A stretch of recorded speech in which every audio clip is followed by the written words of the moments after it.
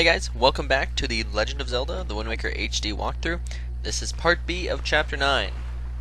So now that we've got the Master Sword, we can head back up the portal on the King of Red Lions, and we'll head back to the Great Sea. So there are a few things we can do on the Great Sea before heading to the Forsaken Fortress, which is our next destination in the main quest. So this video is pretty much completely optional except for one thing.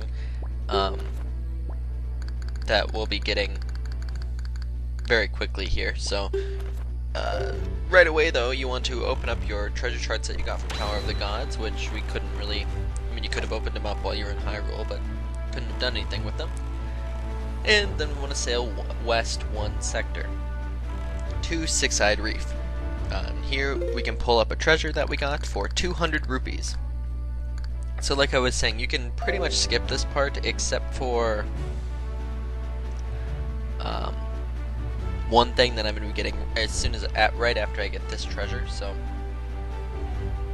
if you're not interested in getting all of the side quests, if you're just interested in the stuff that has to do with the main quest.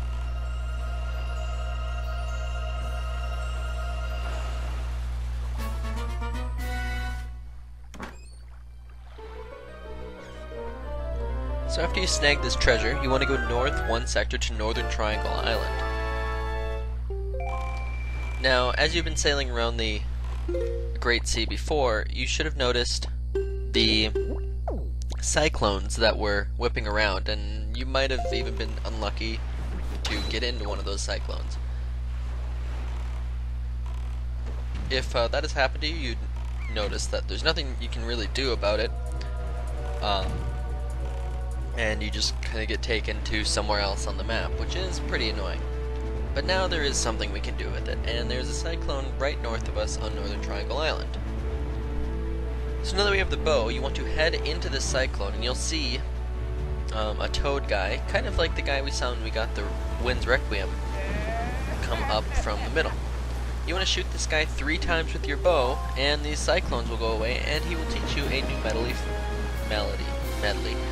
melody for your Wind Waker, the Ballad of Gales, which will allow us to warp around the world. It is a very useful and required skill for the game.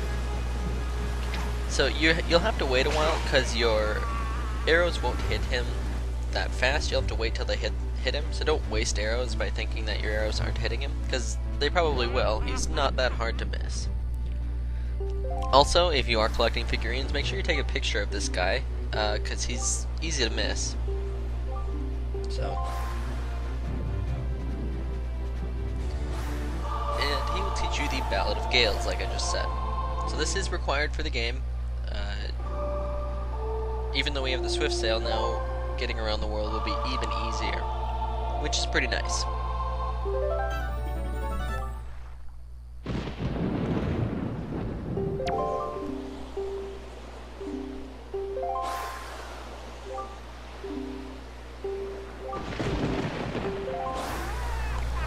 So now you're welcome to skip to the next video, which will just be covering the stuff we can do at Forsaken Fortress. Otherwise, we're going to head, to continue the side quest, we're going to head northeast one sector to Popprint Isle and snag another treasure. So this treasure is another one of the treasure charts we got in Tower of the Gods, and it will lead us to Heart Piece number 34. So this one's pretty important. It's pretty useful.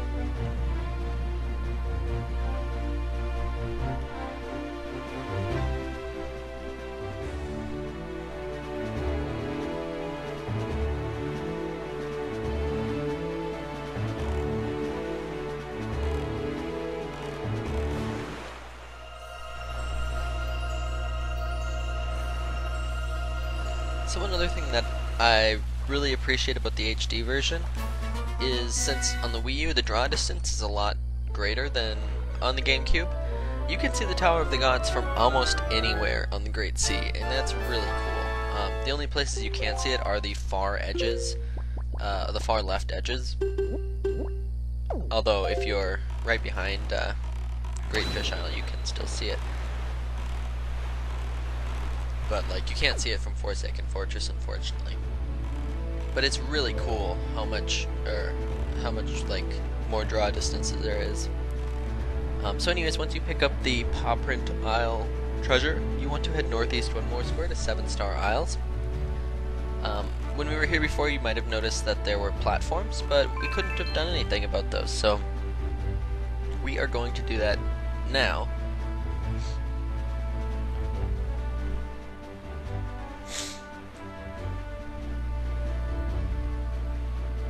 So there are 3 platforms up there, and you want to climb up the middle one.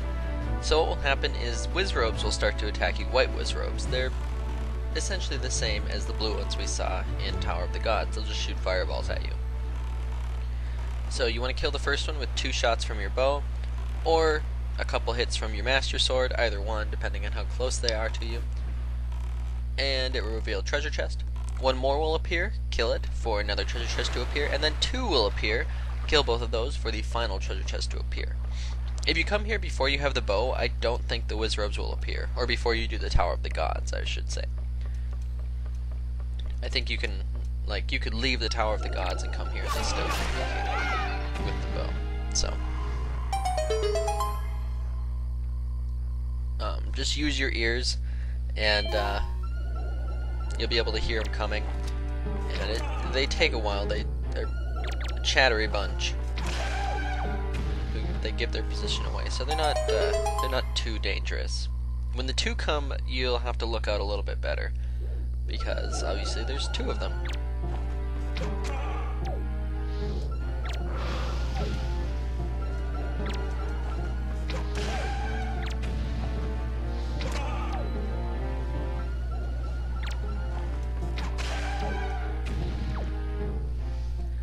So this 3rd treasure chest is the only one we're really interested in, but the first one will give you 20 rupees.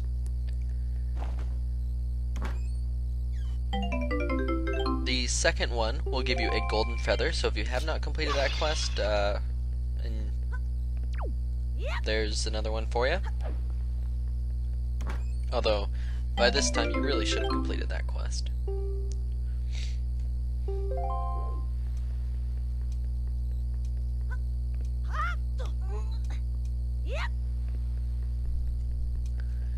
But the final treasure chest is the one we're most interested in, and that is treasure chart number 16.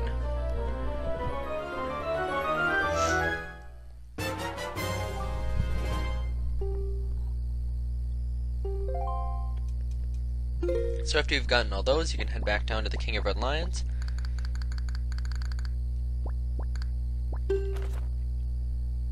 And we're going to head southeast 1 sector to the flight control platform for our next destination.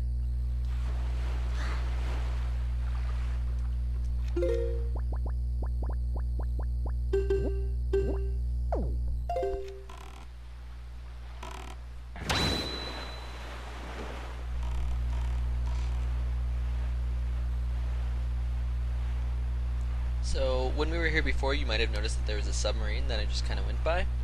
And that's because there wouldn't have been anything in there if you went in there. Because this one contains Wizrobes. So you need to have done the Tower of the Gods to, well, get the enemies there.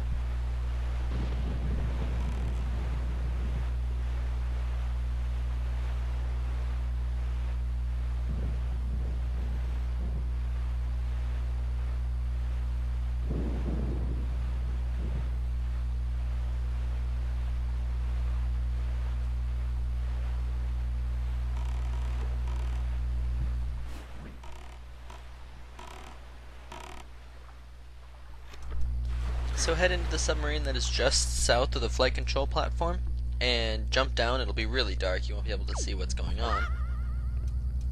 Hop on the switch, and the lights will light up, and a Wizrobe will appear.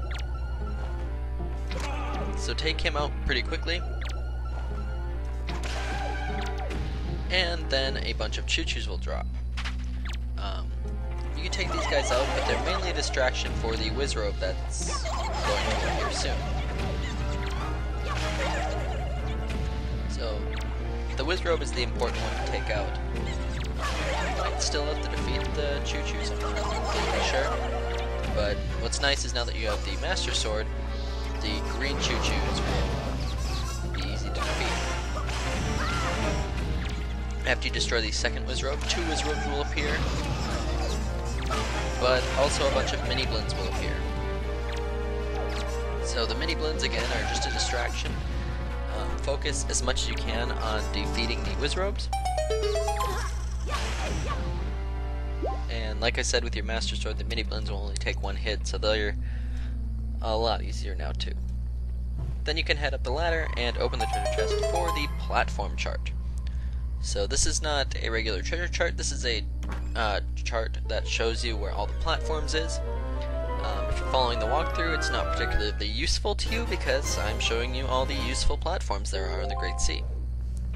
But it's there, in case you want to explore some of the platforms that I won't be going over in the walkthrough. None of them will be important to any side quests or anything, just maybe extra spoils, extra things to do on the Great Sea, for your enjoyment.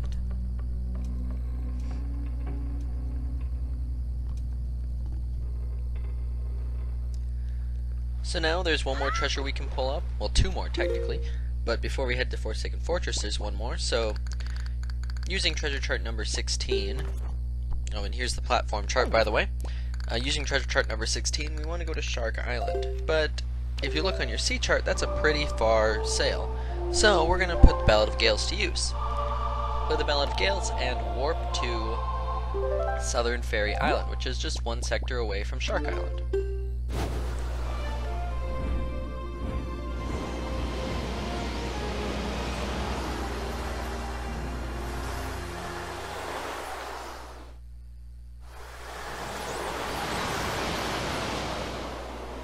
Then we're going to head west 1 sector to get to Shark Island.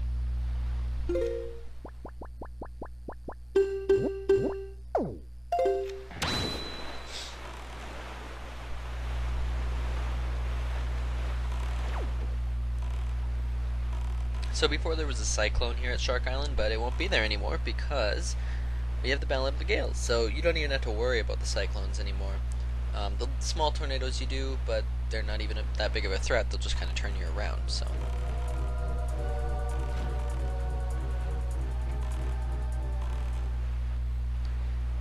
So this treasure contains 200 more rupees to add to your rupee collection.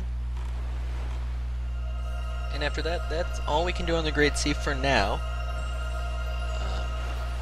So we're going to continue on with the main quest by playing the Ballad of Gales and warping to Tangle Island, because that's the closest one to Forsaken Fortress that we can warp to. You'll notice that there is an island, Mother and Child Island, that you can warp to, but that actually won't warp you on the Great Sea. It'll warp you inside the big dome of Mother and Child Island, which we'll take advantage of in the next chapter, but for now we can't do anything with that.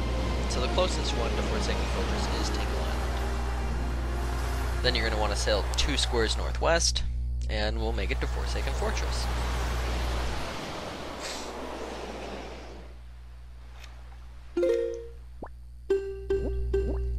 On your way to Forsaken Fortress, as you get close, make sure that you're watching out for barrels and such, because, well, while I was sailing there, I hit one and had to swim back to my boat, and it's a minor inconvenience, but it's kind of annoying, so just something to watch out for. Also, Tangle Island, there's always going to be a ton of sharks around, so, not sharks, but I forget their name. It's named the boss of the 3rd dungeon in Majora's Mask, actually. Yorgs, that's what they are. Anyways, we can pick up the final treasure that we weren't able to pick up before with using treasure chart number 25 for another 200 rupees. So now we've picked up all the treasures we can at this point. So we'll need more treasure charts to pick up more treasures. Now you want to head towards the wooden door on Forsaken Fortress.